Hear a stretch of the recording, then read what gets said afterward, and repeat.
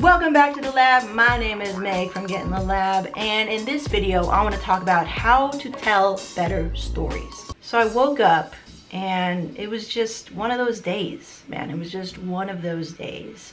I looked at my phone, at which I always look at in the morning, and I get out of bed, I take the dog out for a bathroom break and what have you, and it seemed like one of those days. It was just one of those days. I looked at my watch and yep, it was. The clock had stopped.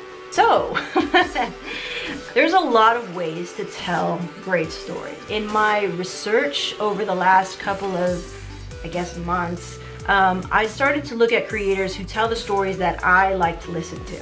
Okay, so again, this all comes down to perspective and attracting the audience that you want to attract, right? Which is most likely going to be similar to what you like, because it just happens. I mean, it's bias. I have my own bias, and I'm going to put out content that I like to make and that I'm proud of. And so whoever that speaks to out in the audience, probably going to have similar likes, right? I'm learning from creators that I like, and I'm learning about the stories that they tell and that I particularly like to listen to, whether they're really long or really short. And I found that there is a pattern. There is a pattern. And so I want to share that pattern with you guys, which is something that I talk about in this book a lot. Not a lot, but I mean, I talk about it. And it's this reverse bell curve. It's a reverse bell curve. So imagine, I was just telling you guys a story, right? And everything was fine, everything was perfect, or seemingly perfect, right? We have this looming sort of foreshadowing word of, it was one of those days. It was one of those days, right? So everything is kind of like, just kind of flatlined out, like it's just a mellow day. And then I say something that creates conflict. Boosh, boosh. There's conflict. There's some sort of drama that happens in the story. And when I say drama or conflict, it doesn't have to mean like all hell is breaking loose, but there's something that interrupts the story, right? It interrupts the story. Nothing is kosher anymore. Something has happened. It was one of those days, and the time has stopped. And so it leads up to this conflict that can happen, right?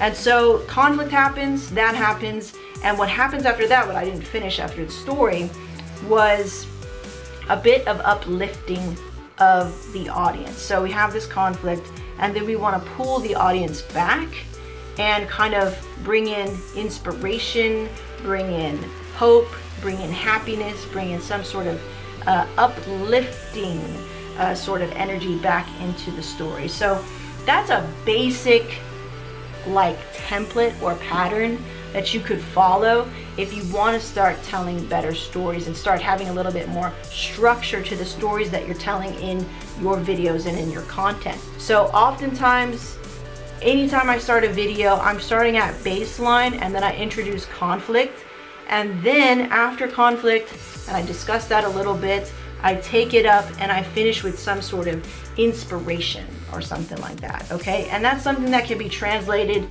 into sales videos, into highlight reels, you know, into brand trailers. And oftentimes I'll see this in brand trailers, and you'll see this a lot in my videos, because that's what I like. That's what I like to follow. And so it's like, here's baseline, okay? Here's me. I was starting out working at, you know, hazmat, you know, County of Riverside, but I wasn't happy, and I was commuting, and it was awful. And I figured out, oh, I was depressed. And I would take that depression back to my family, on my dog, on my parents, on my friends, and it was just awful. And then I read 4-Hour Workweek. See how we're moving up the reverse bell curve?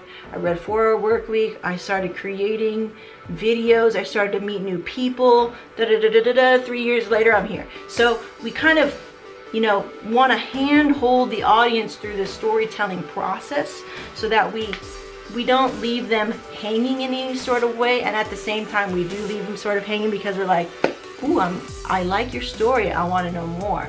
And so that is something that I would like for you guys and encourage you guys to incorporate into your own videos, into your own content, so you can tell better stories. Because if you can tell stories well, and if you can communicate that well, and this is something I did very terribly with growing up, and I just had to learn how to do it, you can have a viable business. Okay, and you can get people to believe in you.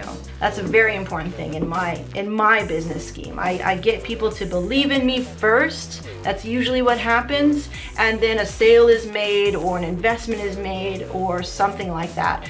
Some sort of financial monetary collaboration or deal is made after I get people to believe in me, which is a very powerful thing. It's just like pitching at an investor speak table thing, right? So use that next time you go and make content, and the next time you go engage with somebody when you want to introduce who you are and make a very strong impression. Hey, I don't want your snoring in my damn video. Use that, okay? Just kind of have that in the background of your mind, and be like, okay, I need to do that reverse bell curve thing of telling a better story. And yeah, so good things, guys. I hope you enjoyed that video. Leave a like if you did. Subscribe to the channel for more stuff like this. And go ahead and check out getintheLab.me for more stuff that I'm involved in if you want to learn more about what I do in the lab. And yeah, good things. So once again, my name is Meg, reminding you to get in the lab. We'll see ya.